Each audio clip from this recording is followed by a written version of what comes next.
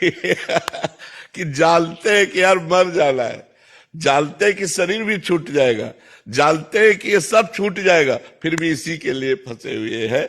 एक प्रसंग आता है मार्कंडेय पुराण में कि एक व्यापारी, उसका सब कुछ परिवार वालों ने लूट लिया, छीन लिया और उसको पीट करके घर से भगा दिया।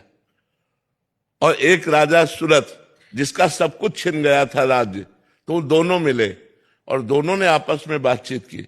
तो दोनों ये कह रहे हैं कि मैं करूं तो क्या, परिवार वालों ने मेरा सर्वस्व छीन लिया। वो वैश्य कहता, व्यापारी वो वैश्य कुल का था, मेरा सब कुछ छीन लिया, लेकिन मेरा मन उन्हीं के प्यार में फंसा है। लगता है वो राजी हो जाए और मुझे रख ले, मुझे वैराग्य नहीं हो रहा। उस राजा ने कहा मेरा सब कुछ छिन गया है, फिर भी मैं राज्य चाहता हूं, अब क्या करूं।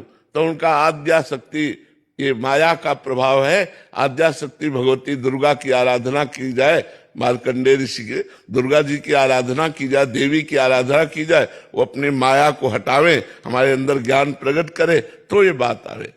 एक बार श्री स्वामी वामदेव जी महाराज अपनी मंडली के साथ भ्रमण कर रहे थे, अभी कुछ ही सब वर्षों पहले की बात है।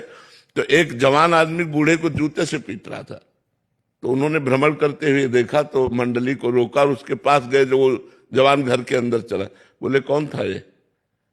उनका बेटा था। बोले जूतों से पीट रहा था, तुम्हें बुरा नहीं लगता है? चलो हमारी मंडली में चलो, हर समय तीनों टाइम भोजन मिलेगा और भगवान नाम कीर्तन सुनो, भगवान की कथा सुनो, वृद्ध शरीर क्यों ऐसी पीड़ा सहते हो? तो उनका लड़का हमारा पीठ हमें रहा, तुम काहे को परेशान? वामदेव जी महाराज ने कहा इतनी प्रबल माया है कि वो जूतों से पीट रहा है, फिर भी वो उसी का पक्ष ले रहा है, मंडली में नहीं आ रहा है, वो विरक्त नहीं हो रहा। यही भगवान की प्रचंड माया है।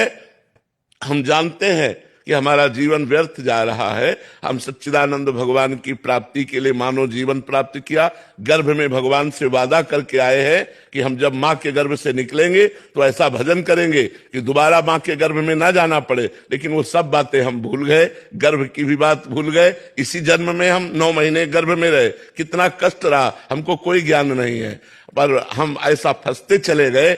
अब देखो निकलने की कोशिश करो तो निकल नहीं सकते, और कोई हमें बांधे नहीं है, हम ही बंधे हुए हैं।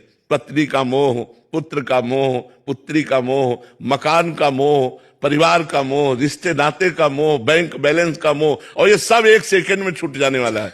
लेकिन ये जानते हुए भी जो हम नहीं छोड़ पा रहे, यही अज्ञान है, यही माया का बंधन है, और यही साधना से कटता है।